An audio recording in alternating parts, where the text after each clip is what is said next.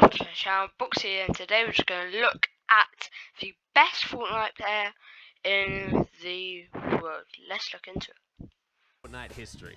This is the most debated topic in the community, and I will finally try and answer it. Was Ninja better than Tfue? Has Tayson outplaced Booga?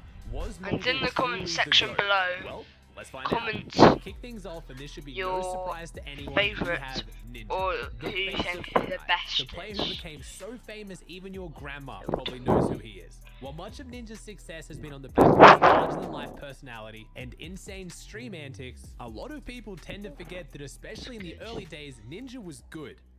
Really good. That is so good tonight. Oh my god, that looks so clean, dude.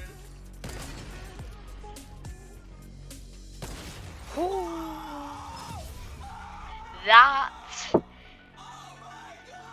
This was still the very early days of Fortnite, and while players such as Myth were beginning to develop strategies around using advanced building mechanics to overcome opponents, it was still a battle royale, and aim and decision-making won games. Ninja had just switched to Fortnite as one of the best players in H1Z1, so he was no stranger to battle royales. This, on top of an illustrious career in competitive Halo, meant it came as no surprise he would absolutely dominate in this new battle royale. At this point in time, we didn't have arena. We didn't even have tournaments. We had public matches, and no one was better at styling on Little Timmy and his friends than Ninja. While Ninja is not often talked about in the world of competitive Fortnite, he also ran the first ever major competitive event in Fortnite history, Ninja Vegas, where on top of prizes for placement and eliminations, there was an added bonus for killing Ninja himself, putting a target on his back amongst some of the other best players in the game, and he held his own.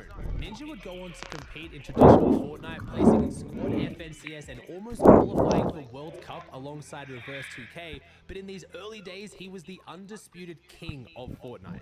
As seems to always be the way in early Fortnite, when we have Ninja, we have Tfue. While these two would go head-to-head many times, many would still debate who was better. I'm not going to do that here today though, as I believe they were both on top, but at different times. At this point, much like Ninja, Tfue was known for absolutely styling on kids in pubs with some of the most memorable plays and trick shots that still live on to this day. As these early days progressed though, we began In the comment section below, comment who do you think alongside Cloaksy would is better, or was week of Fortnite Friday, better, Tfue or Ninja? we have ever seen. Honestly, don't know.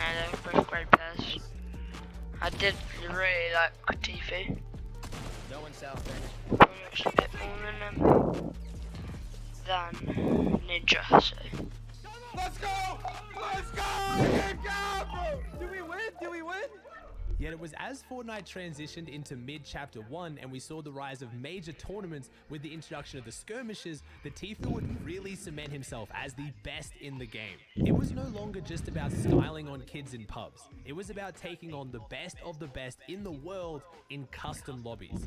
While Tfue started off slow with a 27th in the summer skirmish, when fall rolled around, Tfue was unstoppable, picking up wins in 2 weeks of the qualifiers, leading to one of the most iconic celebrations in Fortnite history.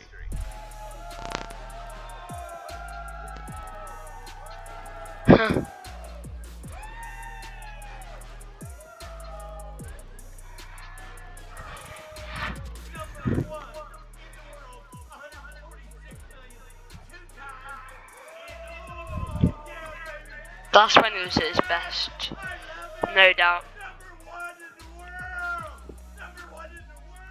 Through these placements, Tfue had unarguably cemented himself as one of the best players in the world in solos, whether it was in a public lobby, a kill race, or against other pros. And while I'm trying to keep this video focused on solo performances, Tfue's dominance didn't end here. As with most other major tournaments in Fortnite, it was time to team up, and the FaZe duo alongside Cloaksy would get their chance to show that they weren't just kill race champions in the Fall Skirmish Grand Finals. Tfue and Cloaksy would beat out fellow FaZe duo Nate Hill and Funkbomb, taking out the top spot and over $500,000 in earnings.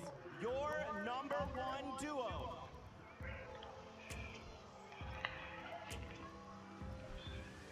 It's Tfue and Huh.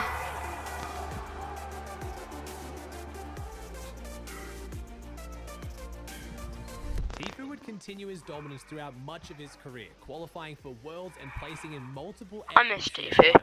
But during these skirmish days, there was no disputing that Tfue was the top dog.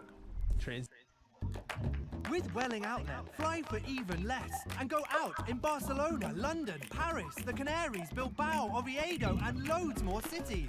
Welling Outlet, fly... Transitioning into late Chapter 1 to end the World Cup, we have, of course, Booga. Well, I believe almost every time period in Fortnite you can debate who is the best player. When it comes to World Cup, it was undeniably Booga. Booga was no stranger to competitive Fortnite coming into the World Cup, having been involved in the NAE's practice scene since the very beginning, and placing first in the Black Heart Cup solo qualifier, the first major online solo tournament in Fortnite. However, when qualifiers rolled round, the big names like Tfue, 72 Hours, and Vivid had everyone's attention to be the first players to qualify. Yet after the very first qualifier, Booga found himself at the top of the leaderboard on 69 points. Sadly, he would struggle to repeat this same dominant performance in the following weeks, failing to break inside the top 10 for any of the remaining qualifiers. Players such as Dubs and Clicks would go on to qualify in every single week, leading many people to assume Booga was a one-hit wonder. With no drop spot the day of World Cup and no prior LAN experience, almost no one could have expected what was to come. Just waiting to see if this player rotates out. There it is, a big shot. Another eliminate. He's got near max material. A statement is being made. Dr. Lupo at the end of this game. He'll most likely be crowned the best Fortnite player in the world.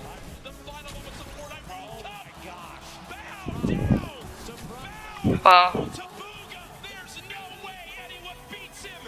Your Fortnite. He is a machine. And he was. In 2019. Supposed to be 2018, but it was 2019 in the end. Gah! It is impossible to argue that any other single player was equal to Booga's caliber, as for one of the very few times in Fortnite, everyone had the opportunity to prove themselves and no one was able to beat him. With Chapter 1 behind us and a new age of Fortnite on the horizon, it was time for change. It was time for the rise of the controller demons, and leading the charge was Unknown Army, one of the most dominant players this game has ever seen, walking through entire lobbies like it was nothing for several seasons to kick off Chapter 2. Unknown had undeniably the most dominant speed in solo cash cups we have ever seen, winning almost every single week to kick off the season. However, it wasn't on the back of positioning and patient gameplay. It was off the back of running through lobbies of pros like it was a public match. Okay, at this point, it's just like, that's just unfair, bro. Bro, at this point, it's just like, this game is a joke. Oh my. Like, it's not even fair, man. He completely changed the way people thought about playing in stack lobbies. Well, Unknown was doing this since before World Cup, actually getting banned from the competitive practice scene in NAEs for ruining lobbies. When this more aggressive playstyle came out on top, no one could stop it. Despite being one of the most dominant players at the time, it was a team performance that cemented Unknown as the top dog of early Chapter 2, after winning Squad FNCS alongside Ronaldo, Kez, and Avery. Many people attributing this team's success to Unknown's insane damage and elimination potential, essentially having a team consisting of one tapper and two support players backing up Unknown. That is all from me today, guys.